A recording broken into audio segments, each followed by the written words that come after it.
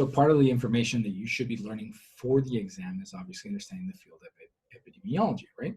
And so what is it? What are we looking for here? What is the purpose behind this topic? Is more or less understanding how diseases spread. And so the field of epidemiology is really after figuring out what causes these different health-related states, meaning things like disease, right? But it also looks to measure how does it occur behind specific populations. So why does it occur in one state versus another, one location, geographically speaking, of course. But also epidemiology works in terms of trying to figure out a way to control it and more or less prevent it, right? But keep in mind that the field of epidemiology does not deal with treating. This is not all about kind of stopping something. It's more behind understanding it. The treatment portion deals with a different aspect of public health, and that's really where physicians and MDs and healthcare providers come into play.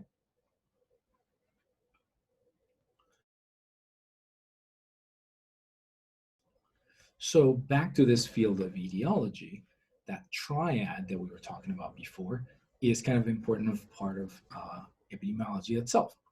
So what is the agent? What is causing something? What is the host?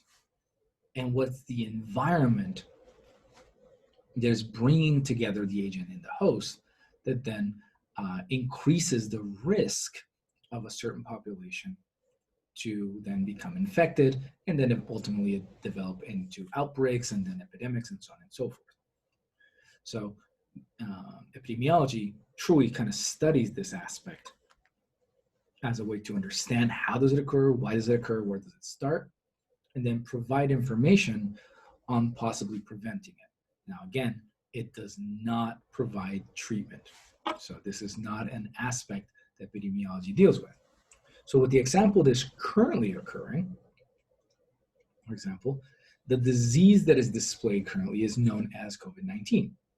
And so these are the things that can be measured, mind you. So even part of its name, that you are familiar with, the term of name of the virus, which is SARS, this respiratory distress or syndrome, which is the RS portion of it. These are things that can be measured. You can measure or observe that somebody has a cough. You can measure definitely if somebody has a fever, for example. So those are qualities of a disease. These are things that we can observe, that we can measure. Now, on the other hand, under the definition of an illness, remember, this is the personal experience. These are usually defined as symptoms. So this is the complaints that we get. This is the I don't feel well, my back hurts, I'm feeling kind of slow and kind of tired and my head hurts. These are things we cannot measure, but you as the host are experiencing. Now, over the grand scheme of things, remember there's the term associated behind sickness. And so this is, again, the societal role that occurs as a result of this particular disease.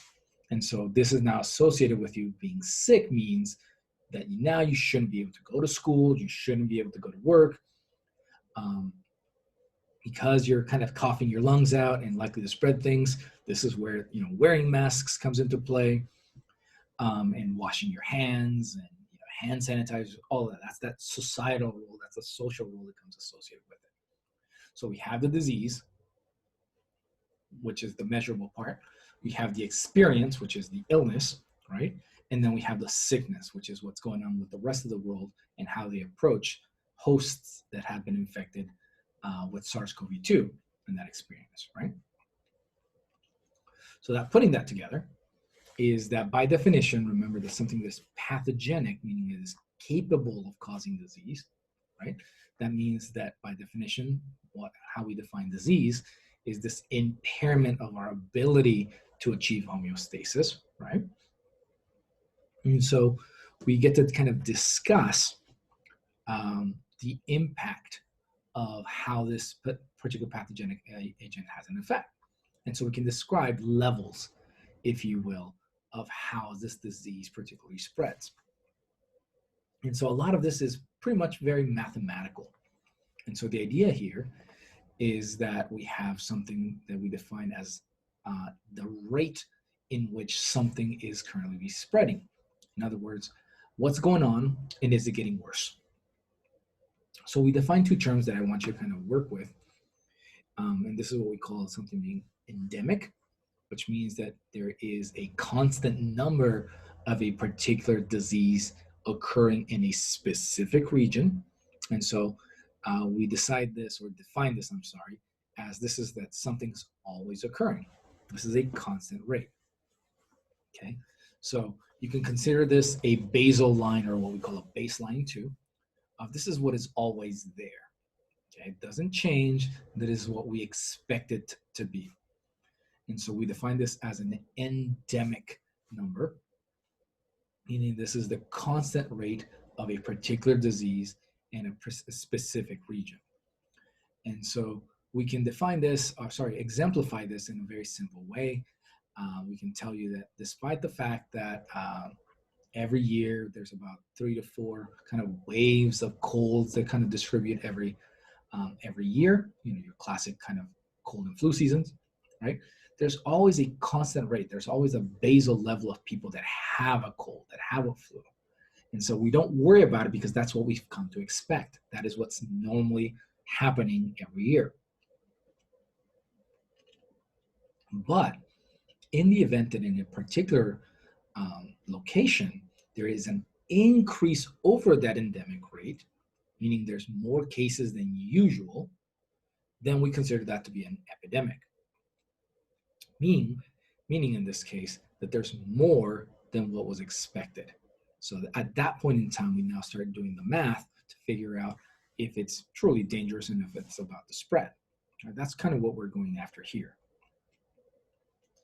So going back to this concept, for example, it's kind of important to kind of exemplify what has happened in our past. And one of the concepts that occurred by measuring, for example, what is endemic versus what an epidemic was, is that for a very long time, we knew that, for example, most of the measles cases that had occurred over the last couple of decades were fairly low. We were somewhere in this kind of basal line, this kind of usual state in which, somewhere around 80 to 100 cases were occurring per year. And that was what was endemic. That was what was occurring, right? That's what was expected. So the endemicity, or in this case, how many cases were endemic of the measles, for example, were about 80 to 100 cases per year. And that was what we expected. That's what we controlled. That's what we measured. That was fine. However, due to certain interests in anti-vaccination, if you will, there happened to be some surges. And so in 2014, as you can see from the wonderful little graph, as well as just last year, we had these huge spikes in the amount of cases that occurred. So this is where the concept of an epidemic became, right? Is that we acquired far more cases than what was currently occurring at that point in time. In other words, above the basal state, above the baseline that we expected it to be 80 to 100 cases every year. And so we got up to 600 to even 12 to 1,300 cases in a couple of these occasions out of nowhere, in which a disease that we had been well kind of monitored, well controlled, but simply because people started kind of opposing this idea of vaccination, we got these spikes. And so these became officially epidemics. These were numbers that were above what was expected or what was normally present on a yearly basis. Now, don't kind of consider that measles is just kind of one of those cases. Every year we get epidemics that occur that most of us don't hear from. And usually sometimes they just get classified as what we call outbreaks, simply because there's an increase over the endemic level, but usually end up being in these tiny kind of areas, right? And so one of the examples that I will give you is we always end up getting these small little outbreaks and sometimes levels of epidemics, specifically with the aspect of food. So what will happen is these outbreaks pop up in the news of saying, somebody ate at Taco Bell and 50 people got sick, when normally 2 people get sick at Taco Bell, kind of thing, right? So I'm not dissing any food, so don't think that. But pretty much on a yearly basis, we get, a good 10, 20, 30 of these occurring per year, but they're minor enough that they never receive like high amounts of publicity, especially with the media. And so we get what we call these outbreaks, these small increases over the endemic rate, but then usually smaller geographical areas, right? And so one of the lists that I provided you guys earlier is, for example, every year we get outbreaks of E. coli, outbreaks of salmonella, outbreaks of listeria, all of them kind of popping up simply because of poorly handled food, either poorly cooked or just poorly washed or cleaned or anything of that sort, including the last one that I remember popping up recently, which happened this year, which had to do with enoki mushrooms, which happened in March, in which cases of listeriosis occurred. So Listeria monocytogenes, one of those guys that we looked at during the classification lecture, there was a wonderful little outbreak popping up in which the little mushrooms that are delicious too happened to have Listeria on them. So because they weren't cleaned well enough and not cooked well enough, several different hospitalizations occurred, and even people died because of this. So now, again, smaller area, so it's usually defined as an outbreak. If it would have spread out beyond, for example, the actual couple of towns associated with it, then we would have started talking about what we call an epidemic, simply because of the larger geographical area. Now, usually when it starts breaking international barriers, at that point in time, people now start being concerned with what we call a pandemic, as we are in the current state, right? Now that it's gone out of the aspect of just one state or one country, now it's truly spread out all over the world. Now it gets to be considered a pandemic as opposed to an epidemic. So now it's above the endemic rate, above the basal levels, but it's now usually referred as a pandemic because it's crossing the international lines. That's usually the case associated with that.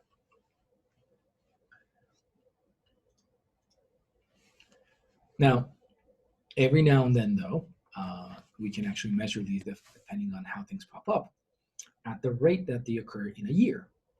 And so we can have what we call a sporadic spread, right, in which something does increase over the endemic level, but it happens fairly irregularly or infrequently, meaning that it doesn't happen often enough that we can truly kind of detect it or predict the pattern behind it so that we can expect it and treat it or deal with it. So we call these type of cases sporadic, in which it does occur, it doesn't increase over the endemic level, but again, it's so infrequent or so rare that it's kind of hard to determine. So we call those sporadic levels of disease. And then probably a term that you've heard before, kind of also associated with the term outbreak, is the term cluster, in which here, prior for it to being determined as an outbreak or even an epidemic, anytime we have this kind of suspicion that it's quite an increase over the basal level or over the baseline, over endemic levels, we see a higher number than usual. We call those clusters. Now, clusters appear all the time. And so anytime, especially when in school more than anything else, and 2 or 3 people get a quick cold or a flu or something like that, and then everybody in the classroom goes down, those are clusters. A very small kind of area also, but there's this sudden spike simply because of a quick spread, right? So usually this is kind of that expectation that there's this aggregation, this cluster of diseases occurring simply because of the closeness of certain areas. And this can be anything from outbreaks or little bursts of like lice and things like that that happen in K through 12 most often than not, or your classic kind of flu spreads that occur in most schools or most places that have like people that are in close proximity. Now, that being said, we do have ways that we kind of measure these and determine the actual numbers associated with this. So these are terminology that we use to kind of describe these certain cases. And so the two terms that you should be familiar with are called prevalence and incidence. And so what this means, these are mathematical or reference numbers that we utilize in which we measure the number of confirmed cases of something per year as kind of this idea of what's endemic. And so the first one we define as prevalence. So how many things currently exist in a particular year? So what does that mean? So we're measuring how many confirmed or measured cases, in this case, sorry, of a particular disease, particular injury, or even death, mind you, okay? So how many of those occur on a yearly basis? So we call this prevalence. How many are occurring on a baseline level?